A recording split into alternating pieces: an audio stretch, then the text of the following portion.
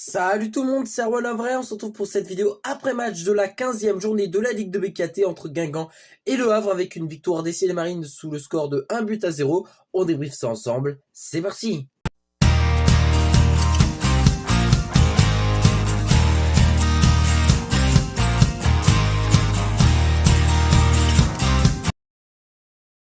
C'est parti donc pour le bref de la rencontre, une rencontre qui s'est jouée hier soir au stade du Roudourou entre deux belles équipes, en avant de Guingamp et Le Havre Athletic Club, un match qui sur le papier s'annonçait quand même comme assez sympathique, et pourtant je trouve que le match a été plutôt ennuyeux, voilà.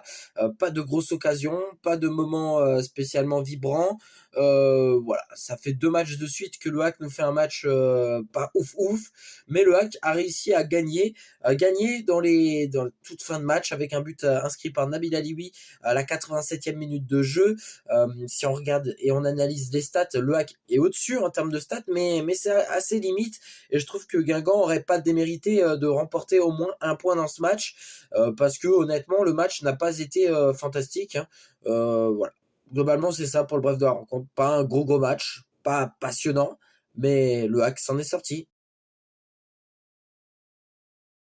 C'est parti donc pour notre 100% hack. Yes, le hack l'a fait. Le hack est premier de Ligue de BKT à la trêve Coupe du Monde. Le hack est leader de ce championnat. Le hack nous a fait kiffer, seulement une défaite en 15 matchs, les gars. C'est magnifique. Le hack, même si sur ces 2 derniers matchs face à QRM et face à Guingamp, je nous ai trouvé un peu moins bon, probablement dû à nos absences du côté offensif, notamment Diane Kitala et de Jamal Thierry, où il nous manque d'avant-centre, et donc c'est peut-être pour ça que ça explique notre difficulté, notamment dans le secteur offensif, même si c'est une difficulté qu'on avait déjà même avec eux, mais ça s'est peut-être amplifié avec eux blessés évidemment.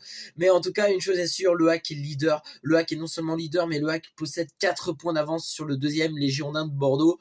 Ce match-là, parce que oui, le prochain match c'est HAC Bordeaux, qui va être fantastique. Alors oui, il y a le mois de la Coupe du Monde qui va arriver, et je pense que ça va être une belle Coupe du Monde aussi. J'ai hâte de suivre la Coupe du Monde, mais franchement, j'ai aussi une seule hâte, c'est d'être au 26 décembre pour ce match entre le HAC Bordeaux, qui va être fantastique, tant bien que sur le terrain, et probablement aussi en tribune. Je pense qu'il y aura énormément de monde au stade Océane, et ça va être absolument magique, et franchement, j'ai juste une hâte, c'est qu'on arrive à ce match, tout simplement.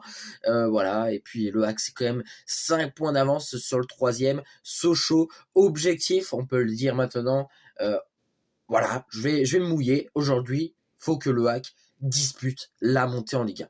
Alors oui, on n'a fait que 15 matchs, ce qui veut dire qu'on n'est toujours pas, en théorie, à la moitié de la saison, puisque pour atteindre la moitié, c'est 19 matchs.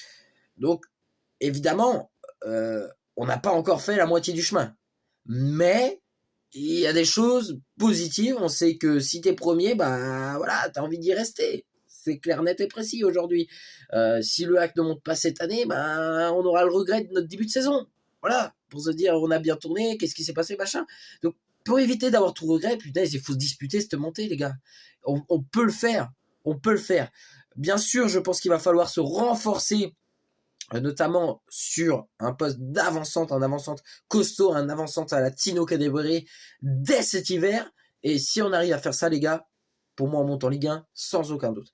Mais on sait derrière qu'on aura un mois de décembre, enfin surtout un mois de janvier, parce qu'on jouera décembre face à Bordeaux, mais derrière on aura un mois de janvier qui va être assez costaud. Si on arrive à en retirer plutôt indemne, j'ai envie de dire, de ce mois-ci, on peut faire quelque chose d'intéressant. Mais il va pas falloir se relâcher, ça va être compliqué.